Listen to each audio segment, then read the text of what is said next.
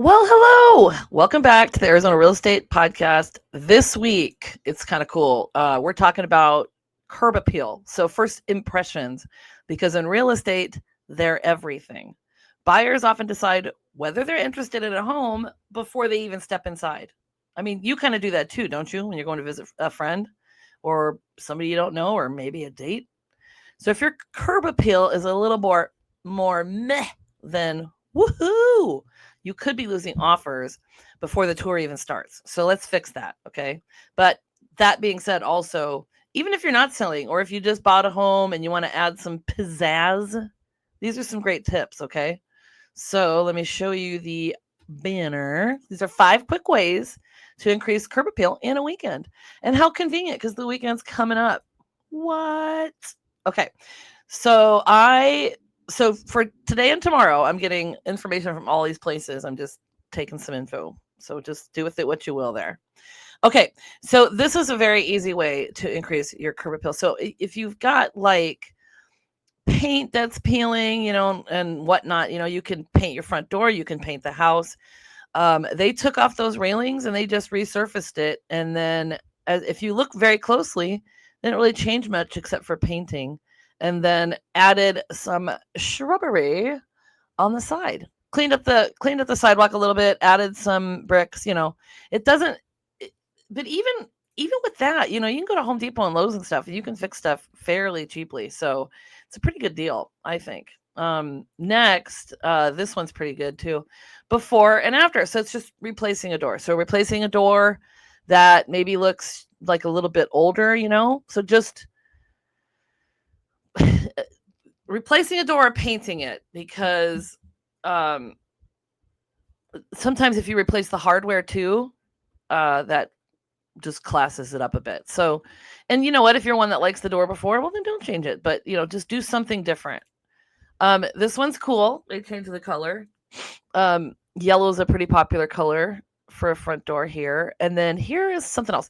Some things to know about red doors. These are, I wouldn't call them myths or anything, but like maybe thoughts, superstitions, benefits people think to having I need to switch my banner. Sorry. Oopsie doopsie. There we go. Yeah, like I said, I do Candor with Katie. I've got 2 channels and they both have the word Katie Horgan in them. So, hey, check me out everywhere. What? Okay. So anyway, here are some of the things, some of the positive things I guess people think about red doors. 1, they welcome guests and bring good luck. Okay. 2, makes a white or gray brick house pop. Look how nice that is. I like that. And then feel love, warmth, and comfort as you arrive home. Of course, if you're somebody who doesn't like red, don't paint your front door red. It's just a pretty easy way to fix it up. It's kind of like putting lipstick on for me anyway. Okay, so the next one is to power wash. Check this out. Power wash like a pro. You can do it yourself. But driveways, sideways, and siding get grungy over time. Oh my gosh, sorry, allergies. Rent a power washer or borrow one from a neighbor, and your home will look instantly newer and cleaner. If you have see the board before and after on this side, like I would look at those bricks and think, oh, that's not too bad. And then once I power washed it, I'd be like, oh my God. So yes, you can do it yourself if you have the funds. Go ahead and hire a company. That's fantastic too. Okay, so the next one is just kind of cleaning up your yard. Let's see here. Hang on, I gotta get the thing. So you're just kind of freshening up the greenery, right? So like dead grass, droopy plants, overgrown bushes, things like that. So just trimming things, and I'll get to seasonal flowers in a minute, but just trimming things and making it look better can make a big difference. Looks like they took the dirt out and put some mulch or some awesome stuff in there.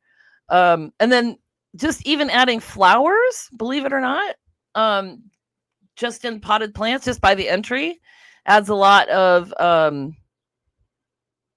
like it's aesthetically pleasing, right? It's welcoming to people. So that's a nice one. And then here's an example of another. I love the one with the blue door and then the blue pots. And then it can be simple. And you can make them yourself or find something around the yard if you've got a lot of stuff, or buy some from Lowe's or Home Depot. Depot, not a sponsor, but I would welcome it. Okay, so next up we have, this is, lighting. This is tip number 4. Lighting and house numbers. Okay, so old rusty lights and faded house numbers can make a place look dated. So swap them out for something that looks modern or sleek. So this is a very small investment with big gains here. So this is beautiful, right?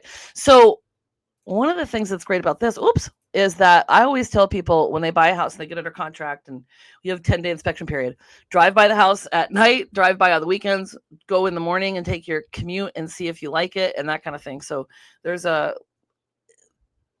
lot of benefit to having lighting like this if someone's going to be driving by at night. It just looks gorgeous.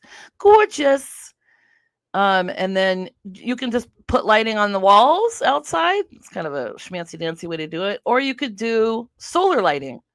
And actually, I got that from like a Walmart site. So you can just put those. Looks like those are embedded in the steps, or maybe they're clipped over them. Or you could just do it on your walkway. I mean, just really, really nice ways to do that kind of thing. And the last one is going to sound sort of like the other one, number 2 or 3, I said, but it's decluttering your yard. So don't have like 10,000 flamingos or huge garden gnomes or a broken basketball hoop or something like that. Oh, sorry, I forgot to talk about the numbers. So just adding like an address number.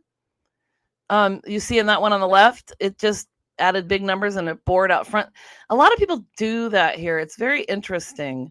You just put a board out front. It's like a fake fence thing. And it just, I don't know, it just is kind of visually appealing. And you can put big numbers on it. Whoa, big numbers. But see how much better it looks on the one on the right also? Just those big numbers, they look better. Plus, it's easier to see from the street. So if people are coming to view your home, there you go. Okay, so let's get on to just cleaning up your yard. So obviously they planted some more things, and it's kind of like what I talked about before, but it's just clean up your yard. It doesn't have to look perfect.